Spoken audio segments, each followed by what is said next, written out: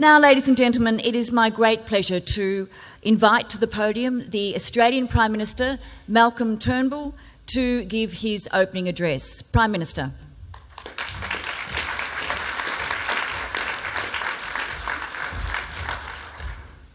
Thank you very much. Good morning, and thank you, Premier.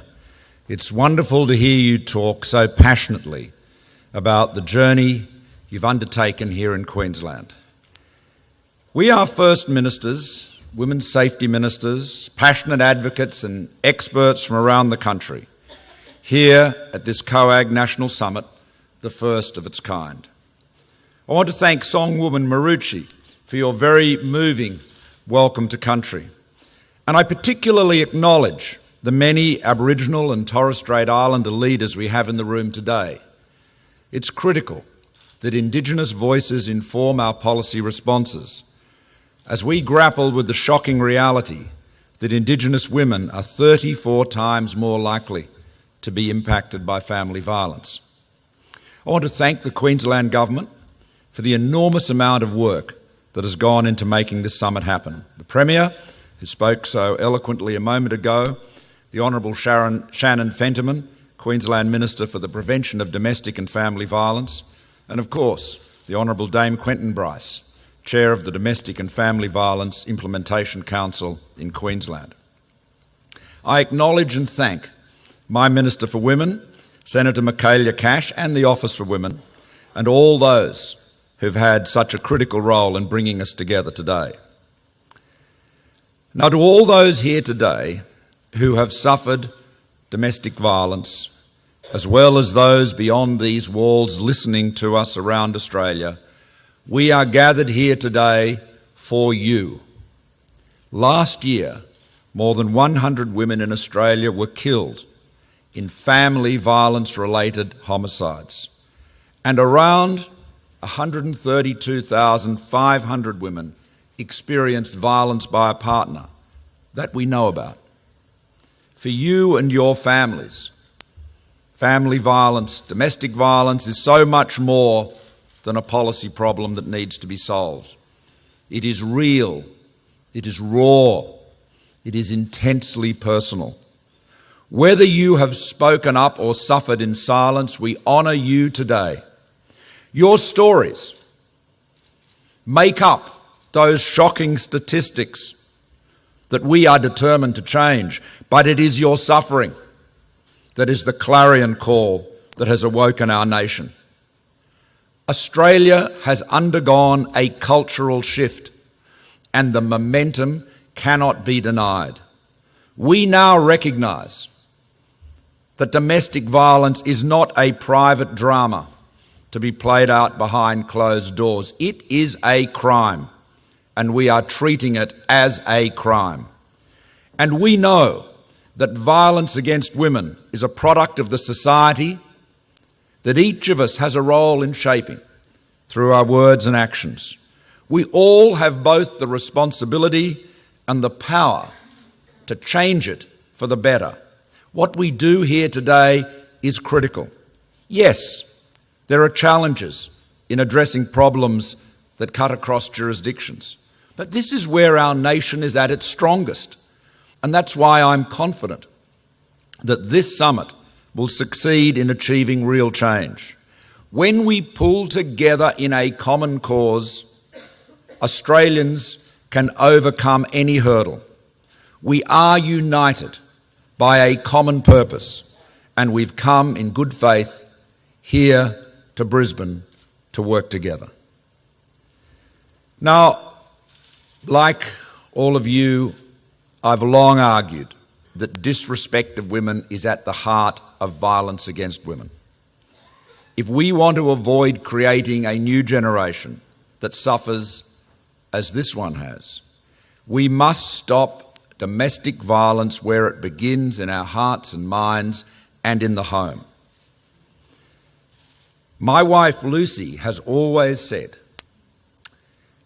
that the most important thing we can do as parents and grandparents is make sure our sons respect the women in their lives, beginning with their mothers and sisters, with their family, And we must also raise our girls to know that their place as women is alongside men, not a step behind or a step below. We are all striving for a society in which women are respected and are on that equal footing with men, sharing equally the corridors of power in politics and business, as well as in every room in the home. Disrespect of women does not always lead to violence against women, but believe me, that is where all violence against women begins. Now, later this morning, Michaelia Cash will talk about how the national Stop It at the Start campaign is helping change hearts and minds. The campaign is a great example of the importance of collaboration and the vision that the Commonwealth and state and territory governments share. It's clear that the language we use and the behaviours we exhibit are more influential than we know. Our jokes, sexism, disrespectful attitudes towards women are a big contributor to the problem. Too often we blame women, we excuse men, and we minimise the severity of violence. If violence against women is trivialised with phrases like boys will be boys, or the question is asked, what did she do to deserve it? We are complicit. We all make a difference by being better role models for our boys and our girls. Now, the statistics of violence against women are stark. As a man, they are confronting. While men can be victims of domestic violence, overwhelmingly the numbers show that women are the victims.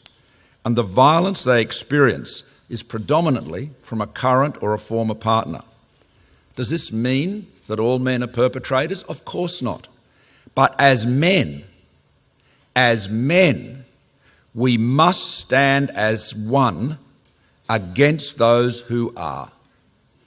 Of course, practical immediate actions must go hand in hand with the efforts for long-term cultural change. This is the great strength of COAG. And we should harness our diversity as an opportunity to test what works in different contexts and learn from what doesn't. Programs, approaches that work, we should do more of. Those that are less successful, we should abandon. We have to follow best practice, and as it emerges, we have to enhance it. Now, the third action plan, which will be launched later today, reflects how COAG can be this overwhelmingly positive force. But our social policy challenges are not the remit of government alone. Some of the most innovative policy solutions emerge from opening ourselves up to new perspectives. This idea was at the heart of the first major policy announcement I made as Prime Minister, the $100 million Women's Safety Package. I'm proud that we're now starting to see the results of the innovative policy solutions from that package, which was informed by expert advice from many in this room, for which I thank you. I'll just highlight the impact of one recent measure, the 12 specialist domestic violence units and 5 health justice partnerships funded by the Commonwealth. These services are being delivered by community legal centres and legal aid commissions at locations across Australia. Since January this year, 1,400 services have been provided to 535 women experiencing family violence, 82% of whom have 1 or more children. The integrated case management approach used by these services is already showing positive results for women experiencing domestic violence. Here in Queensland, through the Commonwealth Package, the North Queensland Women's Legal Service in Townsville, Queensland, has set up a new specialist domestic violence unit, and the Women's Legal Service, Queensland, in Brisbane and the Gold Coast, has set up a health justice service. There is overwhelming evidence that domestic violence victims initially seek the advice of a trusted health professional in relation to a legal problem. In the case of family violence, attending medical appointments may be the only time victims are allowed to leave the house or attend appointments on their own. These services have created partnerships between lawyers and health professionals, including through co-location of a lawyer at a hospital or clinic. Now, we've delivered a number of other practical actions on the ground, including a comprehensive e-safety for women education resource run through the Children's E-Safety Commissioner. Women and children must stay safe online and offline. We've expanded the 1-800 RESPECT online counselling service, and current data shows a significant drop in call wait times and abandonment rates. I'm pleased to announce today that since our new approach was introduced, over 80% of calls are answered in 20 seconds. This is a significant improvement. In 2015-16, only 47% of calls were being answered in 30 seconds. Callers no longer have to endure long wait times.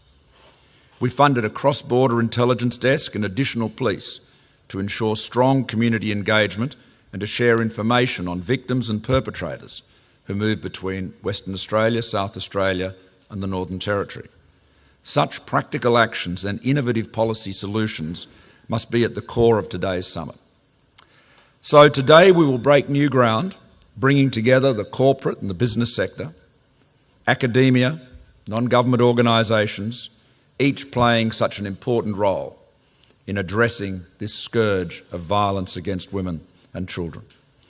We'll work together to find different and better ways to solve the problems. Just because the answers have eluded policymakers for too long does not mean they can't be found. What we're doing here today will add force to the momentum to address violence against women and stop it. What we do here today gives hope to those who have suffered and are still suffering. It gives a voice to victims, and it sends the message out loud and clear that Australians will not tolerate, accept, or ignore violence against women and children. Thank you.